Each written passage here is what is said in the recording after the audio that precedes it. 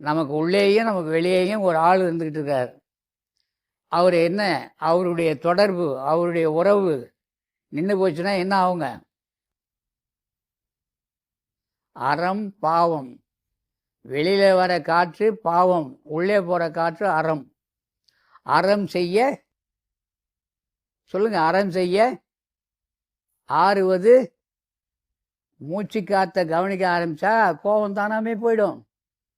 குணங்களுக்கு காரணம் வள்ளலார் சொன்னது காற்று தான்.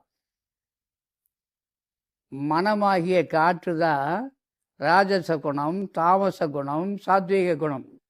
3 குணங்களையும் இந்த காற்று உருவாக்குகிறதுன்னு வள்ளலார் எழுதி வச்சிருக்கார். 6ஆம் திருமுறையிலே உள்ள பாருங்க.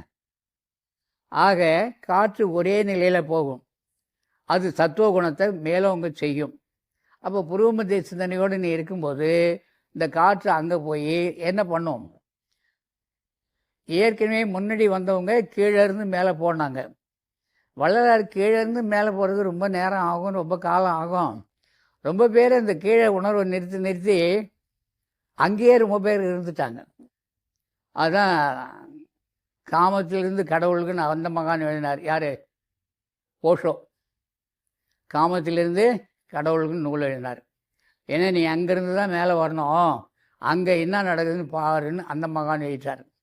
வள்ளலார் பார்த்தார், நீ அங்கேருந்து இங்கே வரணுன்னா ரொம்ப கஷ்டம், நீ என்ன பண்ணுற, கண்டம் முதல் உச்சி வரை உன்னுடைய சிந்தனை இருக்கட்டும்னாரு. அது அவருடைய அனுபவம், இது இவருடைய அனுபவம். நம்முடைய அனுபவம் ஏதாவது ஒன்று இருக்கும் இல்லையா?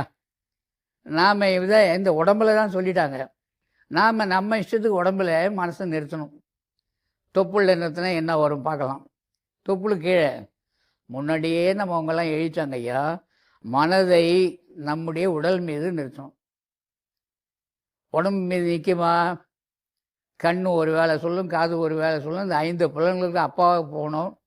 அப்பாவில் போகிறதுக்கு என்ன வழின்னு இதை கடந்து போகிறதுக்கு இதை பார்த்து தான் ஆகணும். அப்போ இது மேலே கவனம் இருக்கணும். இந்த கவனம் அங்கங்கே வைக்கும்போது அங்கங்கே சில விஷயங்கள் நடந்துக்கிட்டே இருக்குது. ஒவ்வொரு மையத்துலேயும் ஒரு வேலை நடந்துக்கிட்டு இருக்கு.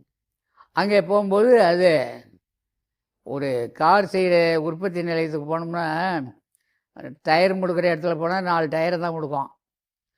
டோர் முடுக்கிறதுக்கு ஒரு செக்ஷன் இருக்கும், அங்கே போனால் டோர் தான் முடுக்குவான். அந்த என்ஜினை ஃபிட் பண்ணுற செக்ஷன் போனால் என்ஜினை தூக்கி வச்சு முடிக்கின்றிருப்பான். அது முழு கார் வெளியே வருது. இப்படி தான் நம்மையும் பண்ணி அனுப்பியிருக்கான். அப்போ ஒவ்வொரு பார்ட்டாக பார்க்கணுன்னா இந்த உடம்புல ஒவ்வொரு நிலையமாக கவனத்தில் கொண்டு போய் அங்கே போகிறது லேட் ஆகிடும். நீ கவனமாக புருவ மத்தியிலே இரு.